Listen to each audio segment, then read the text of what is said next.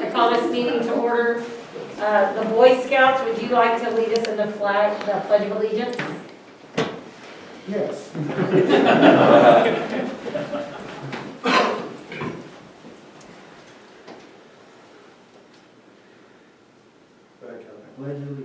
To the flag of the United States of America and to the republic for which it stands, one nation, under God, indivisible, with liberty and justice for all. Thank you.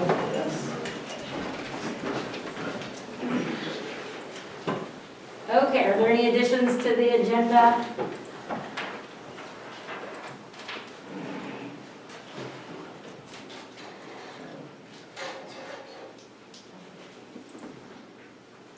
Do I have a motion to approve the consent agenda? I'll make a motion to approve the consent agenda items as presented.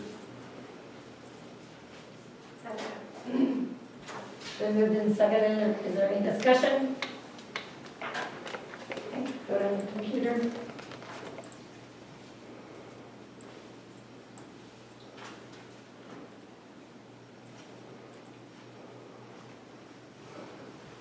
Motion passed 7-0.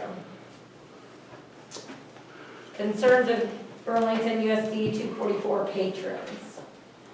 Have anybody that wants to talk tonight? Boy Scouts want to say anything? Okay. Next on the agenda, Stacy Monty. Okay, I didn't know I was going to have such a big audience, so Boy Scouts and all. I have just two things here because I'm old school. I didn't use the technology, the wonderful technology available. I'm sorry. Those are just a couple of handouts.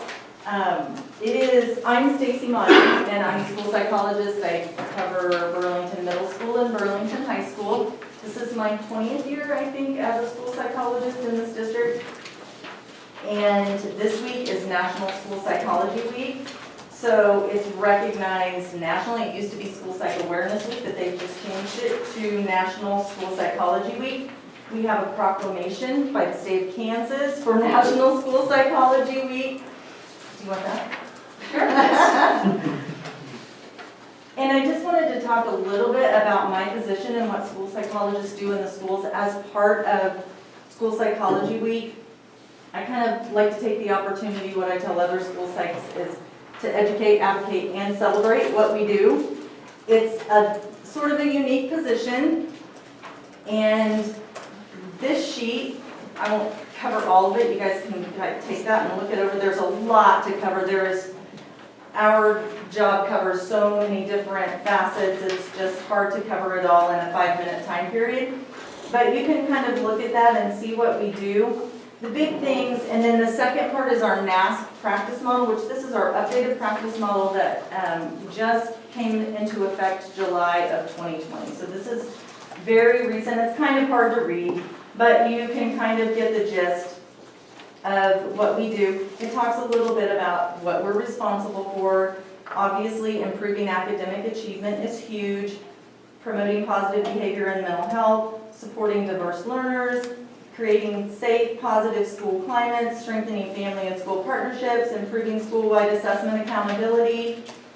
And on the back, it talks about specific training. And part of the reason that I wanted to do this is because there's a huge shortage of school psychologists across the nation. And the National Association of School Psychologists really wants to see a ratio of 1 to 500 or 1 to 700 school psychologists per student. And that doesn't happen very often. We are very fortunate in our county that we do have that. We have a ratio of about 1 to 500 because we have 3 school psychologists in our county. That's not always been the case. We used to have 2, and we survived with 2, but with the newer demands on mental health and behavioral issues and all of the things that we see in our society, it has really made a huge difference to add that third person.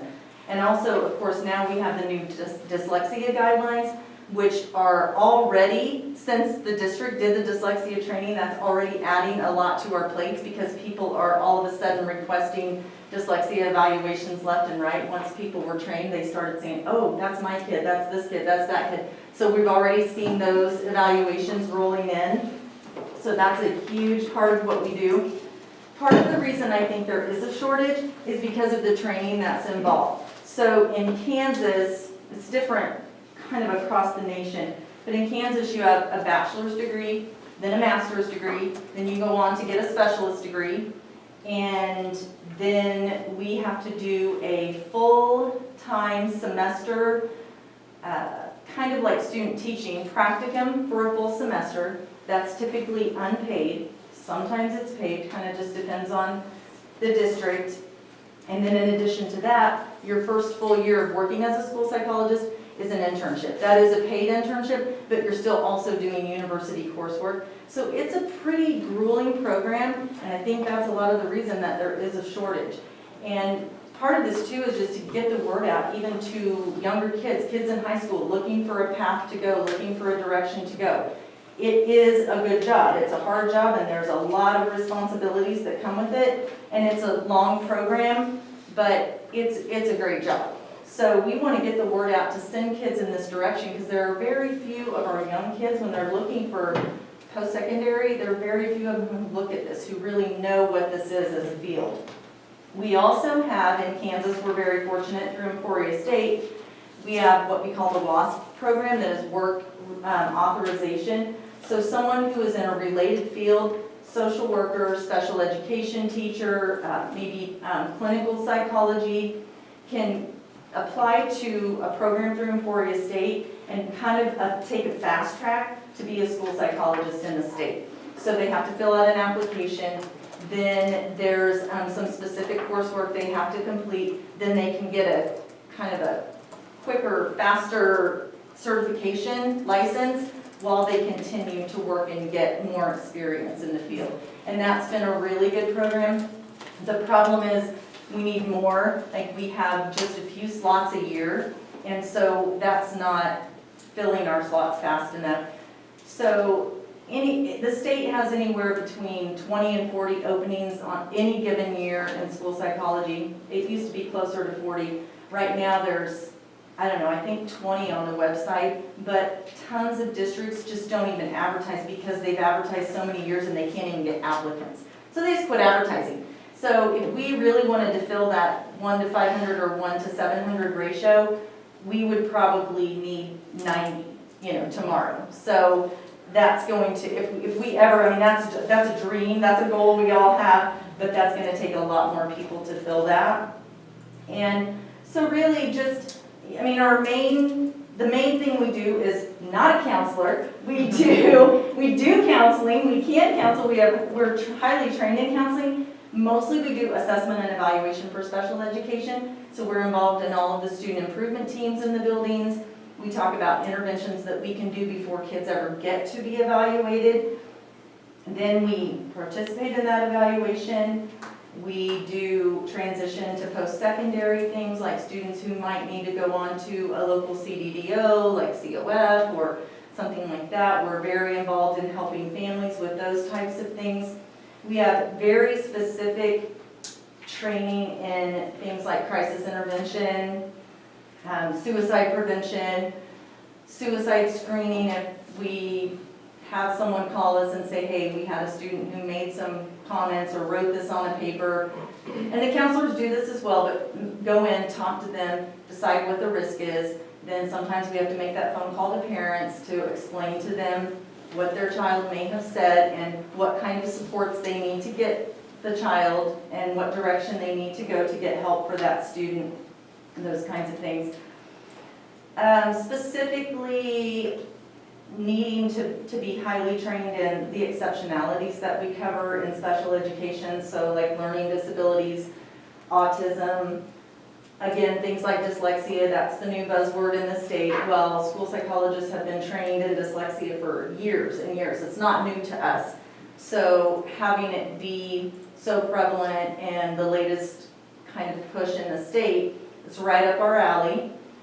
We definitely don't have all the answers though, that being said, because it's changed a little bit. It used to be that we never looked at school psychologists to do a dyslexia diagnosis. Those came from medical professionals or came from the outside. Now we're looking more at, we would make an educational diagnosis. So there's a lot of changes, a lot of things going on in our field.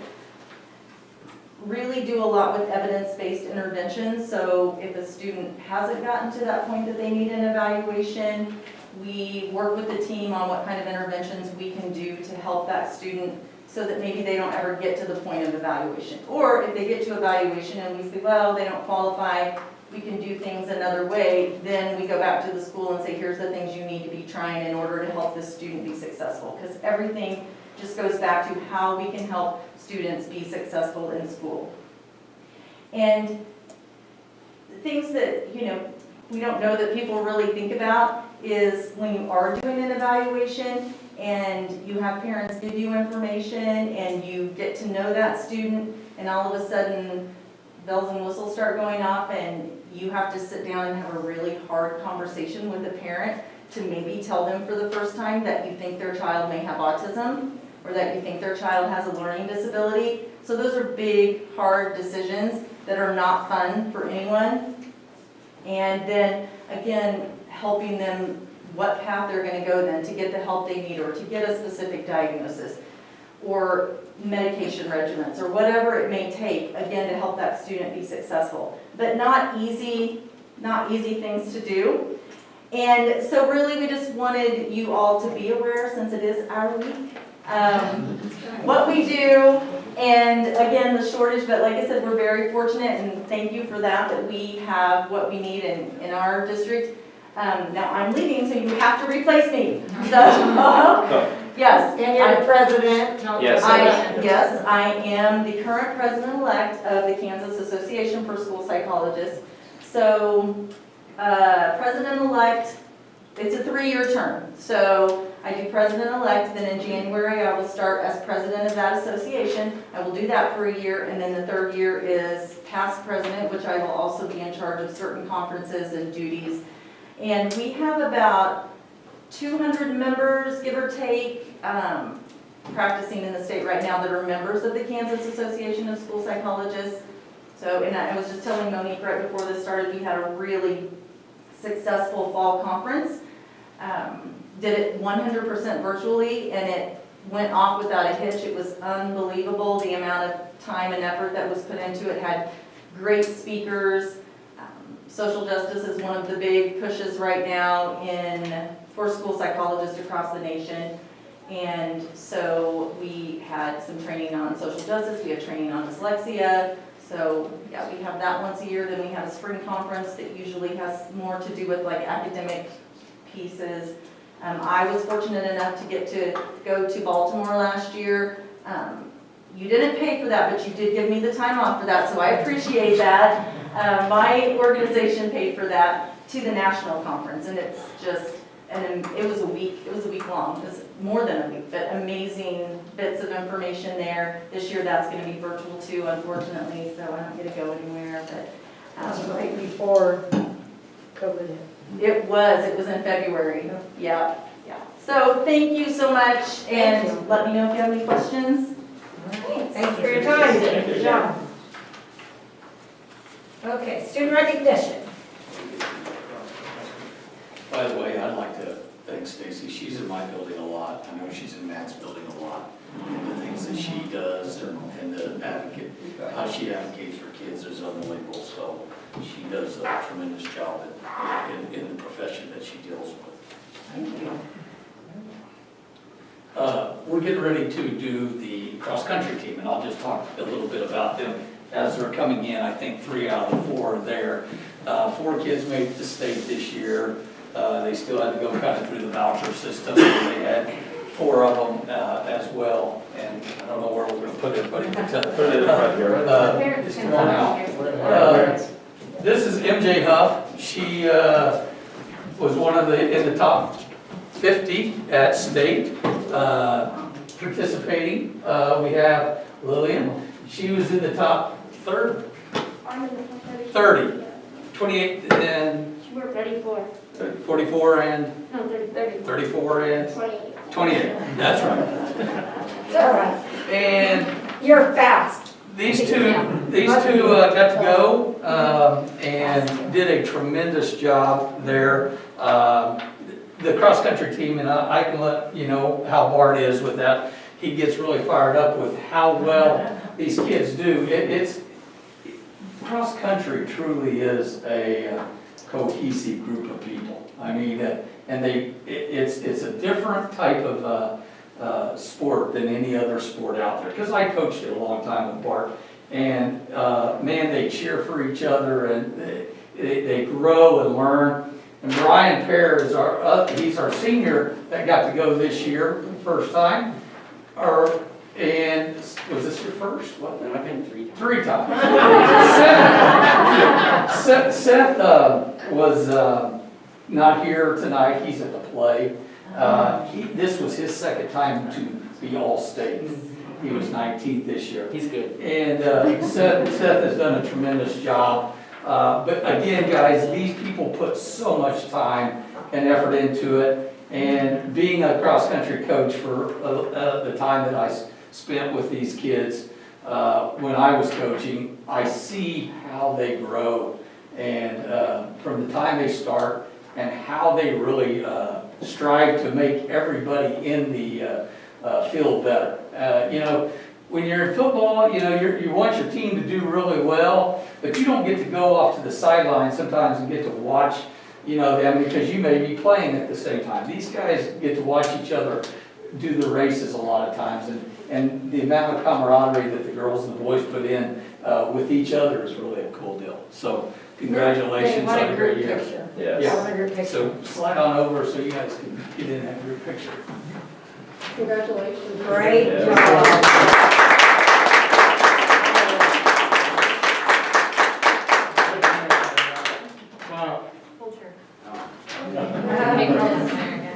MJ, are you a senior?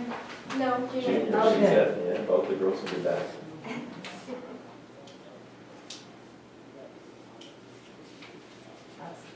Great news for us. And this is part of the reason, you just get to see bits and pieces tonight, but this is part of the reason why the school year is going so good. That's right. Kids are participating and working hard. Good job. So, good job, guys. Thank you. You go grab the other ones? You guys can either go that way, or you guys can decide whatever. Great job. Thank you for coming. Thank Okay, you. that's the Thanks, Brian. Thanks, Lillian. Thank you. You guys have heard me talk. Back to wrestling. The next group that we have is the KU Honors. You have to be in the top 10% of the class to get here. So this is the top of the top right here.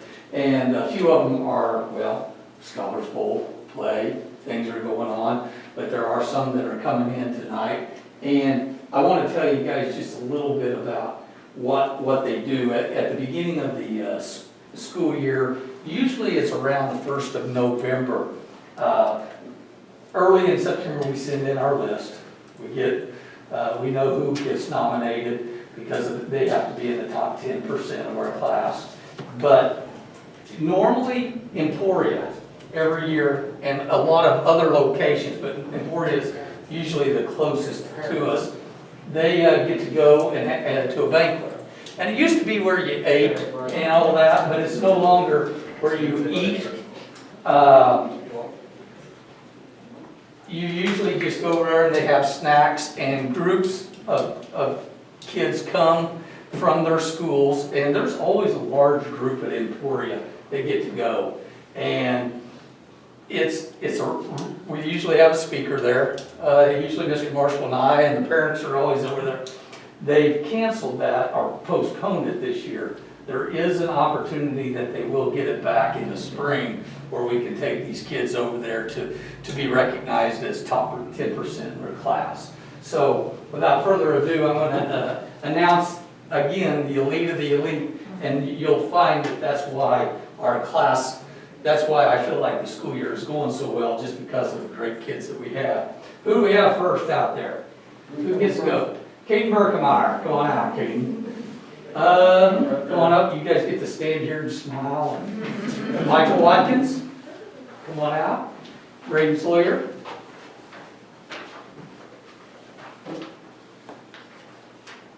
Sierra Haddock.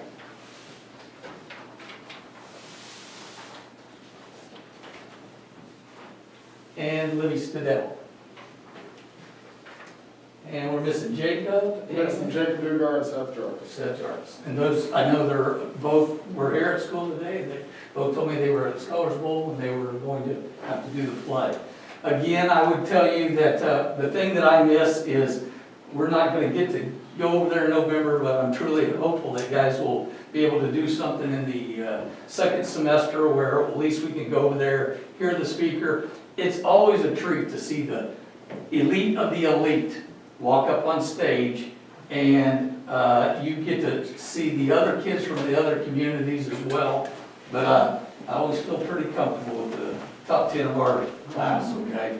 And these are some really, really good kids. And like I told them, the reason the school year is going so well is because of these kind of kids. They are the guys that wear their mask. They make sure other people are wearing their mask. They're asking them to do the things that they need to be doing at school. And that's what has to happen if you're going to have a good school year. So I'll let you take the picture. Okay. Yeah, take your mask off. Got it. Yeah, we'll go through just a little, real quick. Hold your certificates up. Then you can turn.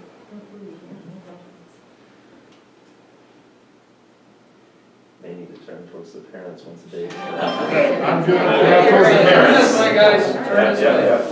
And I guess last thing as they're taking their picture is this group over here in the corner. That's why they are so good, because those parents are very supportive in all the activities that we have at the school. So I appreciate it.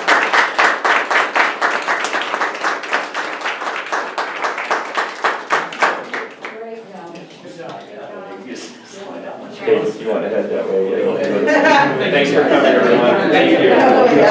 Congratulations. Thanks for coming. Thank you. Thanks for coming.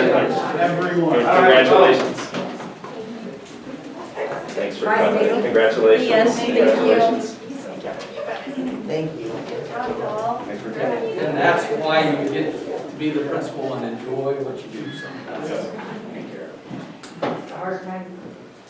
Okay, written items. We have one thank you. I'll pass that around. It's also on our electronically. BES. Anybody have anything for Darla?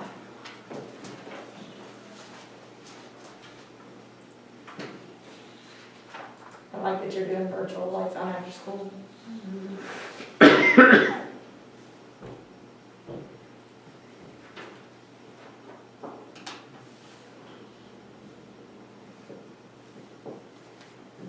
Anybody have anything for her? And then middle school?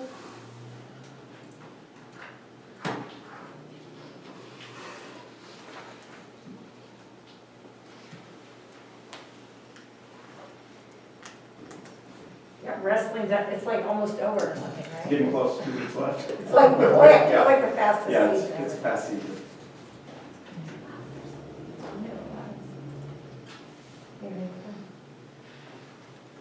Okay, high school.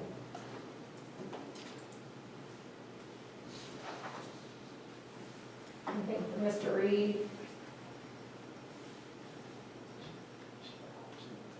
I personally attended the band clinician part of that. I appreciate that you had them come and they at least got to do something for, I've had a lot of comments on that. yeah. Lots of comments on, because there's no marching band competitions this year.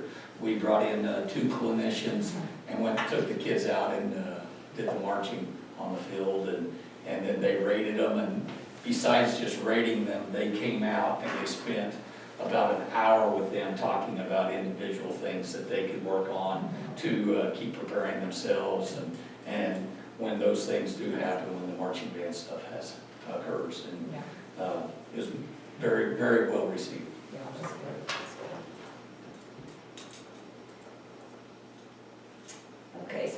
report? And Lindsay Graff is not here tonight. Unfortunately, she didn't feel very well this afternoon, so I said go on home and feel better. So if you have anything for Lindsay, just you can let me know, and I'll make sure I get it to you via email this week.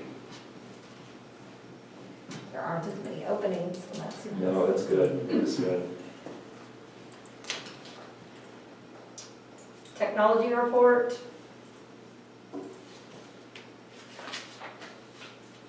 Doug, do you want to talk? I'm good. If you have questions, I'm happy to Over answer. there, quiet. Yeah, like a church mouse.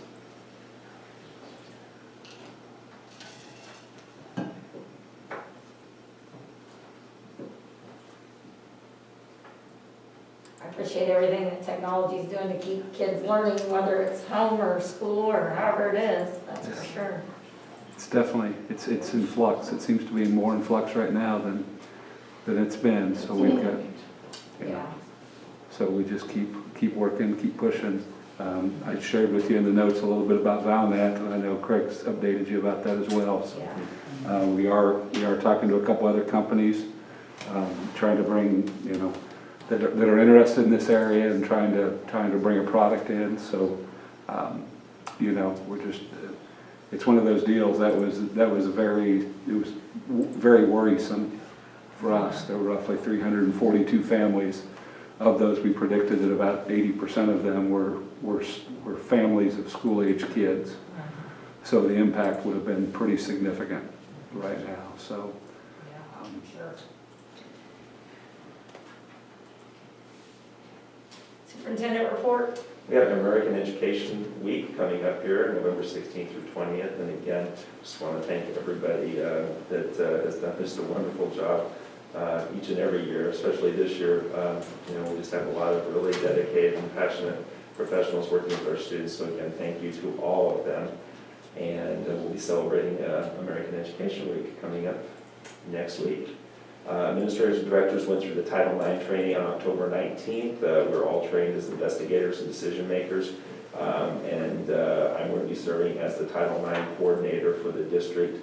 And they will all, depending on scenarios, provide that investigator part or decision maker part. There's that process that you guys are aware of, and we still may need to have you guys go through a very basic training with KSB staff, just so you'll be aware. It's about an hour-long training that we'll look to do, just so you guys will be aware. Again, hopefully we never have to deal with any Title IX complaints, but if we do, we'll kind of work out, the scenarios and help out one another. So, for example, if Darla were to have a complaint in her building, the investigator piece, decision maker piece would have to be somebody different. It would have to be Matt or Stacy or Dave, one of those people, and vice versa. So they would help each other out in case that there's some sort of an issue to deal with. So I talked with you guys at retreat about, we discussed this last year about some things that board members wanted to see graduates possess. And I shared this with you, and you guys, I want you guys to just look at this and see it a year later if these things are still the things that we need to look at. And Tracy's going to try to zoom in a little bit. Go ahead. Is it down at the bottom, zoom bar? The zoom bar. I can't see you. There you go. Yeah. So these were the things that you guys talked about last year at the 2019 board retreat.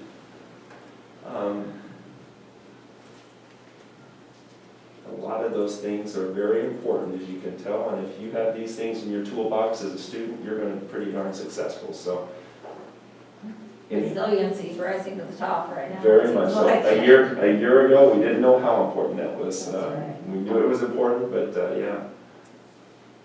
Any questions or comments or thoughts on any of those? The adaptability, they've really shown that. We don't want that up there, but they have demonstrated that. Yeah, that would be something. For sure. Good point. I'll share that list, and I did that last year. I did share that list with our staff just as a reminder. And notice on there, again, like I mentioned last year, notice on there, there's nowhere that it says test scores.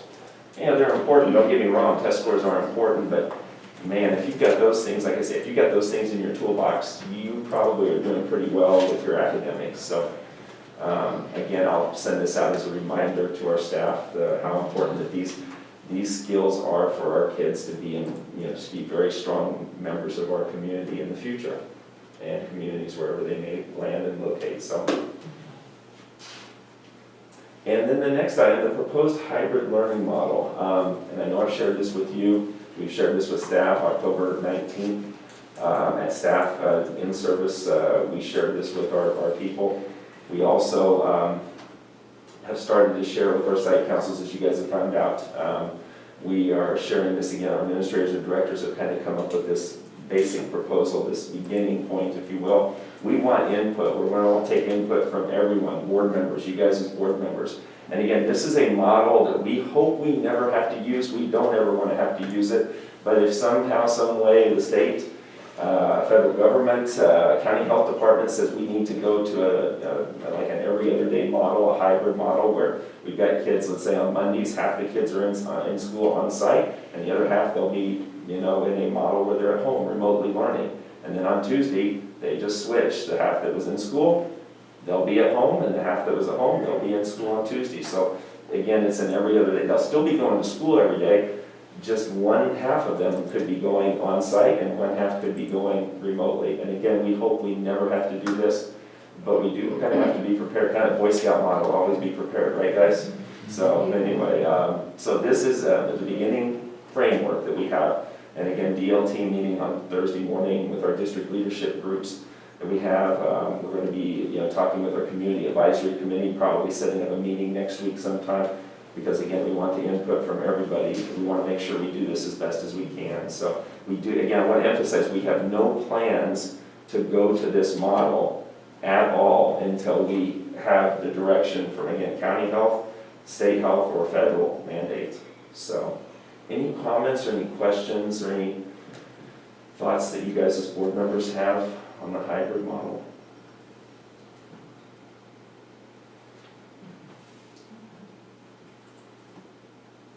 Are you gonna put the groups together ahead of time in case, like, if, we get you have to go to this, then we're Yes. already ready? And Matt, you can go ahead and speak on that if you like. The groups are all done. We did it based upon the primary home address. So Okay. if there's a kid from every building, then that family is a red day. Okay. Those groups are all done. Stacy and Ron and I worked on it. We got a format letter to send. I mean, so if it were to happen, the only thing that we would ask is, can we have a couple days before? But everything is done and set based upon that home address. That's awesome. And so families will all be going that first, I say that they'll be, if you could say, if you've got 3 kids in your family at home, they're all going on the red day. And then if you get the idea, we want to put families together so they can support one another, help out each other. So We created a district calendar that shows when a red day is, when a gray day is, that we can send home with that format letter as well. Awesome. We hope you never have to. Yeah, We I don't hope want you don't have to, but yeah, you guys are well Exactly. prepared. That's good. Exactly. Any other questions or comments from the board or anything?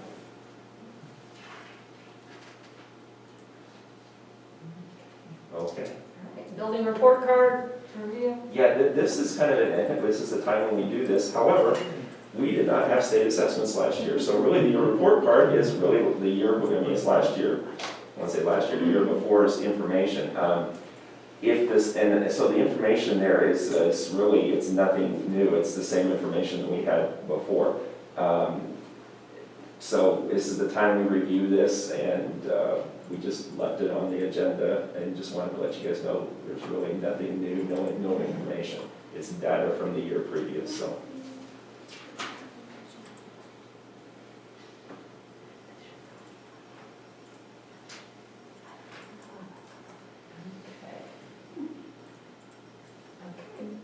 Board reports.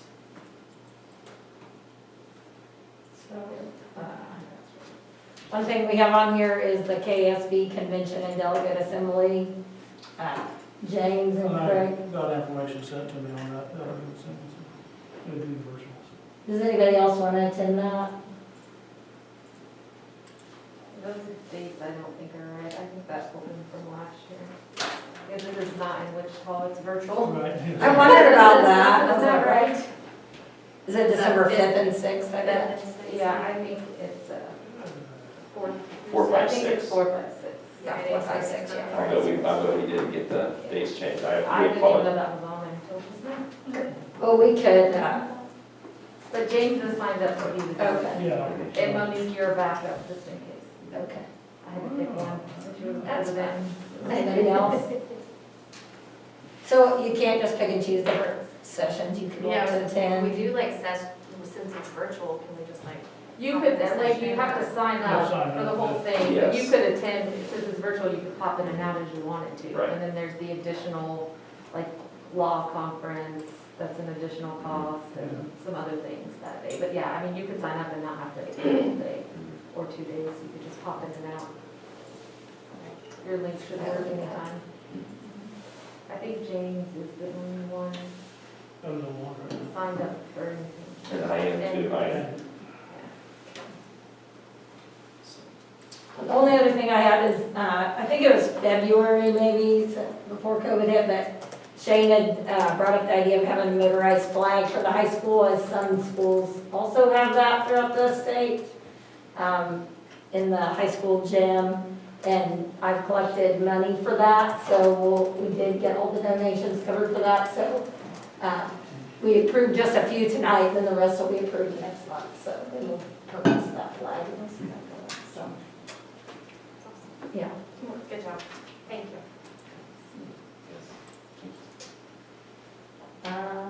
Okay, capital outlay fund. Okay, capital outlay, you have a lot of information there in the public content that just talks a little bit about, what we've done in the past, what we're looking to do in the future. Again, you guys are very, very in tune with our capital outlay information. Tracy has a document up here that she utilizes, she put together for you guys to kind of show you,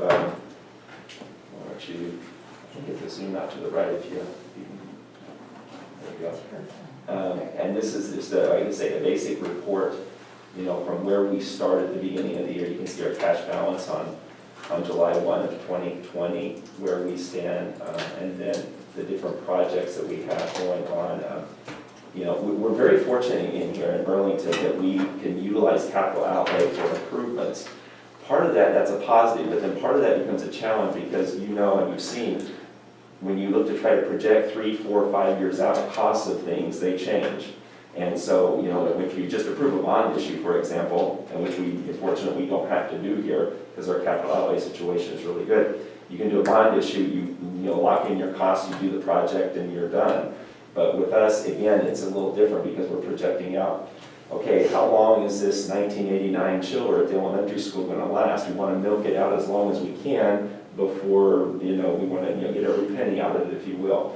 What about a boiler? What about, you get the idea, just a lot of different things we try to do. So that's that document there that you can see. There's a lot of different expenses that we deal with and a lot of improvements that we make. This being my 5th year, you guys as a board have been very supportive of us, making things better for our students and for our teachers. They give them a great place to teach our teachers and this great place to learn for our students and just continuing to improve. This document's the one that I remember from almost day one when I started this job that you guys wanted to see. And I think sometimes I dream about this document, or maybe it's a nightmare too, but it's been very helpful, and I want to thank Tracy. Tracy and I work hand in hand on this, and she is just tremendous, just for us to think about different things. I want to thank our administrators and directors too, because they are involved in this. It's not just Craig Marshall deciding what we do or don't do. It's administrators and directors giving me feedback that, hey, we can push out a year or 2 more on this boiler, or we'll move out a year or 2 on this oven in the kitchen, or whatever the case might be. So we've got a lot of different things that we're looking at this year, as you can see on the list, and some things you can see that have already been done. So we have that estimated cost, the actual cost, and then the date when those things have been done. And one of the big items that we have this year is the BMS roof, and that's going to be a determination here. We'll get specs out and ready for a bid in January. Hopefully we'll be able to approve it in February. again, nobody likes to spend money on a roof because you can't see a roof. You can see a new bus, you can see a new gym or a new gym floor. You can see a new classroom, first grade wing, or new science rooms, but a roof is pretty important. And so we may end up doing half of that roof, we may end up doing the whole roof. It just kind of depends on the cost and the price. One of the things that whenever you bring a roofing company in, there's a cost for mobilization. So when they come on site, there's a setup cost, if you will. So if you bring them in to do half the roof, and then the next year you do the other half, you're going to be paying some, like an additional cost, if you will, that next year. You're going to be paying your setup cost, and that's something Tracy and I have talked about, Margarito and I have talked about. Do we look to do that whole roof project? So when we do that roof bid in January, to be approved in February, we're probably going to give them, option one to do half the roof. Basically the north half of that roof is the one that really needs to be repaired, or it needs to be replaced. The south half of that roof is still in pretty decent shape. It's not quite as bad, and I showed you some pictures in my board report. The north half, you can see a lot of patch and repairs. So having said that, we're going to probably put in option one to do half the roof, option two to do the whole roof, and we'll kind of see where we stand and look at our financial situation. So again, there's just a lot of different things to consider. I don't know if you guys have any questions on that Excel spreadsheet. There was something last month that jumped up. What was that? I can't remember. It seemed like we talked about then we were needing some money.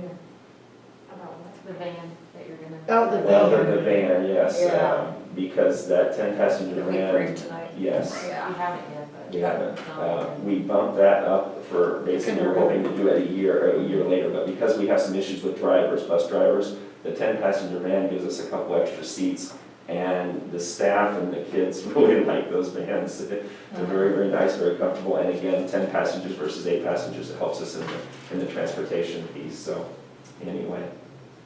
And then this document Tracy created, this is the 1 mil for 5 years information. So you remember when we were doing the project, we didn't know exactly what we were going to have underneath the gym floor at Burlington High School. We did not know if we were going to have foundation issues. We did not know if once we tore that floor up, we were all of a sudden going to have to spend $200,000, $300,000, $400,000 on a foundation issue. Fortunately, that did not come to pass. So when we had this extra money, you can see that difference that's boxed in there. Then we started to look at that 1959 edition, that first grade wing, and we had those discussions and brought that up, at our meetings and for discussion, what we needed to do there. And that's what we ended up using, that difference, that money, for part of that first grade wing renovation from the 1959 original building at Burlington Elementary School. So we used that money to help us with that project. But again, you can see that project, the original 1 mil for 5 years, the science rooms at the middle school and high school, as well as the Burlington High School gym renovation, came in under projected budget. You never know with budgets. You don't know if you're going to run into a pandemic or not run into a pandemic, or run into foundation issues or not run into foundation issues. So we were fortunate enough that we were able to take that money, that difference, and put it towards a project that has just been, well, outstanding. As you guys have seen in that first grade wing, it's just incredible. So anyway, questions on this document? And that 1 mil for 5 years does expire on 2022 in, what's that, is it In June? 2022, you have to pass a new resolution before then. Right. Sometime in early 22, you Right. have to pass another. And You have to pass in 21, right? You have to pass in 21. You could pass, we passed this one in January of 17 for this 5 years. So you could pass it as long as you have it done before. And we did talk about that 1 mil for 5 years going away after the 5 years. Something that, you guys have seen, and I've talked with you about, is, we do have some different projects. We have to, we're trying to place and move things around. We have a track issue that's going to be coming up, as you guys saw at the retreat, that we got to deal with. We've got a project like that. We also, if you go to for example, to the football games, if you go to the football games, you look up in the light standards. You can't look too long up there because it does blind you, but we've got about 6 lights out on those light standards. So there's 14 lights on each light standard, so a grand total of 56 lights on 4 different poles. So you have about 6 lights out, so when we bring, again, mobilizing, when you bring a truck to do those lights, there's a cost. And when you put back lights, do you put the old halogen lights back up? Or do you just bite the bullet and go to LED? Well, we do have an LED project potentially for our stadium in there. And again, this was probably 2 years ago, what it could look like. And then we try to, look at inflation for that lighting project. When Dave Watkins or Matt Spring or Charlie Whitworth turn lights on at the stadium, or Stacy Reed, they turn them on in waves, because if you turn all 4 poles on at once, that meter starts spinning fast, and then we get charged at the highest rate for our meter spinning. So we turn on a pole, about 10 minutes, 15 minutes later, we fire up another pole. And so again, those halogen lights are pretty expensive, but the LED, as we've seen in the gyms, for example, elementary, middle, and high school, saves us money, and you get so much better lit, well-lit product. So, again, do you put 6 lights up at the stadium, and a year later, 3 or 4 or 5 more go down, and then you're putting those old bulbs back in there that are expensive, or do we look to do that project? That's the challenge, again, for me and for you guys as a board of administration directors. What do we do? Do we bite the bullet, and do we go with a product that we know is going to be so much better, so much more well lit, and then also going to save us money? How much was that? I forgot. Well, it's going to approximately, to do the lights, LED lights at the stadium, is around $230,000. Yeah, I highlighted it, you can see it. Fortunately, the company that I talked to about the lights with our people here, they say they can retrofit the framework on the light standards, so that'll help them, and then that way they can just put the LED lights and secure them to the poles. But the biggest expense, and they said our poles are in great shape. Fortunately, they went with a very high-grade pole when they did the stadium project, 1993, 90, I can't remember my dates are, but 25 or so years ago, 25, 26, 27, whatever years ago when the stadium was done. So the poles are in really good shape. It's just the actual, you can imagine, I don't want to be up on that. I'm afraid of heights, so I don't want to be up there, but those guys, they know what they're doing, and they can do it with the equipment that they have, so. Yes, questions or comments on the document? As we've talked about, it's an ever-changing, ever-flowing, ever-adjusting document.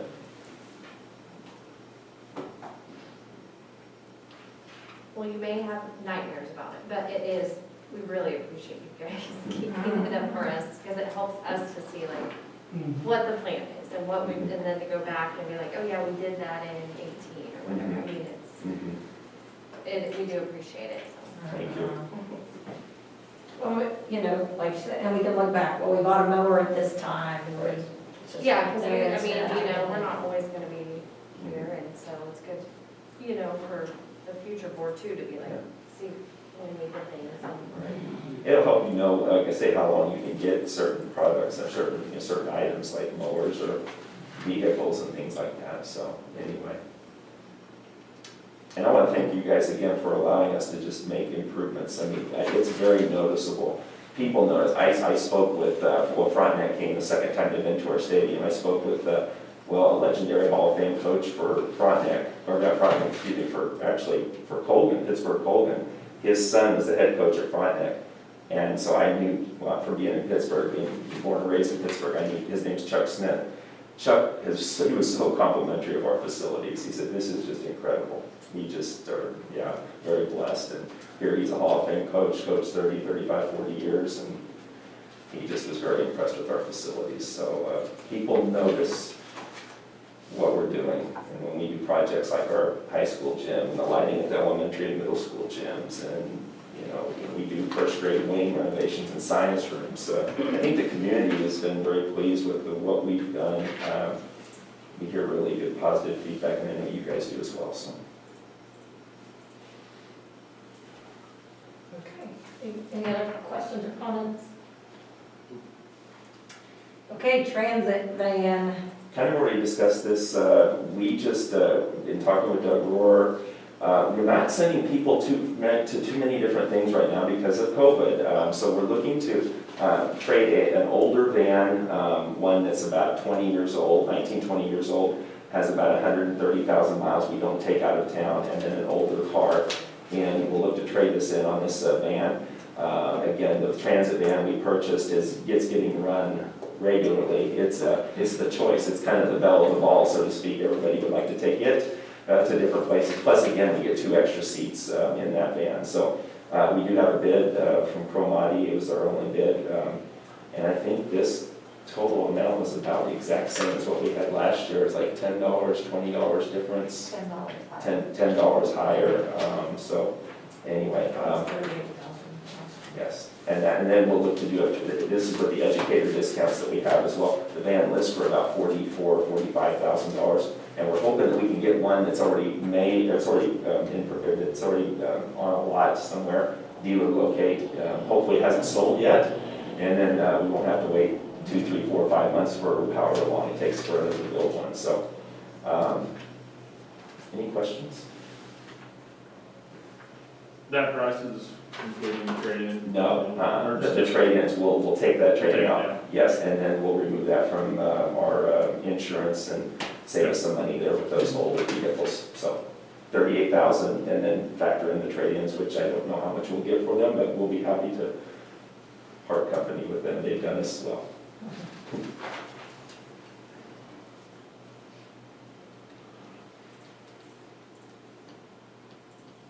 So I'll make a motion to accept the bid from Cromwell for $38,000 for the transit van. Second. Any discussion? Vote on your computer.